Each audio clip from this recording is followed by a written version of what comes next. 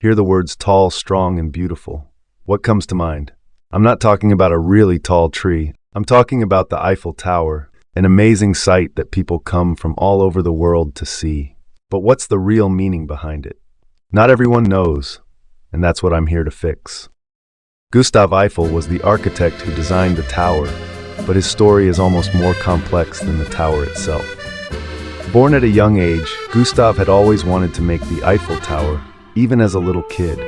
He would make it out of straws, cards, and even Jenga blocks. His parents, Mr. and Mrs. Eiffel, had no idea what he was doing. But Gustav was focused, in the zone, staying in his lane. When he was finally grown up and had 10,000 tons of metal frame, he began building in a random park that was unused in the middle of Paris, France.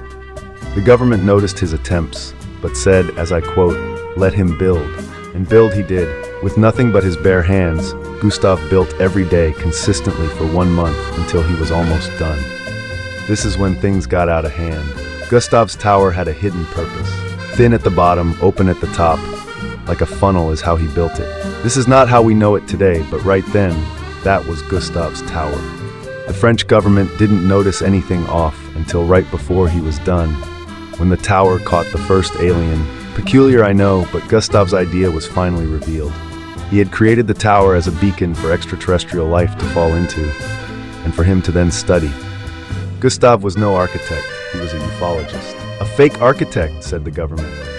"Seize the tower at once." The government snatched the alien from right out of the tower and threw it right back in the sky as hard as they could. Gustav then came to work. He didn't know that this would be his last day.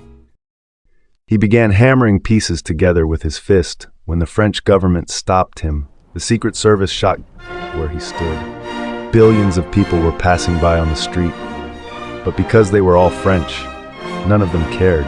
The government then threw Gustav as hard as they could into the sky, which actually wasn't very far. They then began hitting the tower fearfully. In truth, the government was afraid of the aliens. Not really, actually.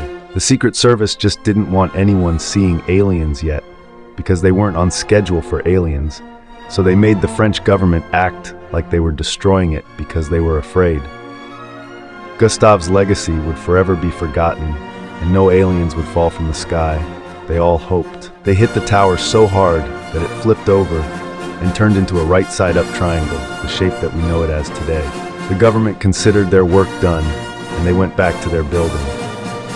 The passers-by stared in awe at the new attraction and started climbing to the top. But to the disappointment of the government and the Secret Service, what they had done had not been beneficial. It had been the opposite, not beneficial. See, flipping the tower over had not turned it into just a tourist attraction. It had, in fact, made it into an antenna, which called aliens even more strongly. One alien hit someone in the head and knocked them off of the tower. "Whoops," said the Secret Service in an official statement. "That wasn't an alien. That was just a regular old human that fell from the sky." "Ha, hate when humans fall from the sky like that," said the government. "And now you know that whenever you pass by this magnificent landmark and feel a hum or possibly some radiation, that's not pure ecstasy you feel. That's the feeling of extraterrestrial life being beaconed down to our planet." This is yet another example of what historians don't want you to know. Ignorance is bliss, but ignorance is yet again what causes you to fall over because you didn't tie your shoelaces. The best that I can do for everyone is to help you understand the world as we know it. Thank you for listening to The Whole Truth.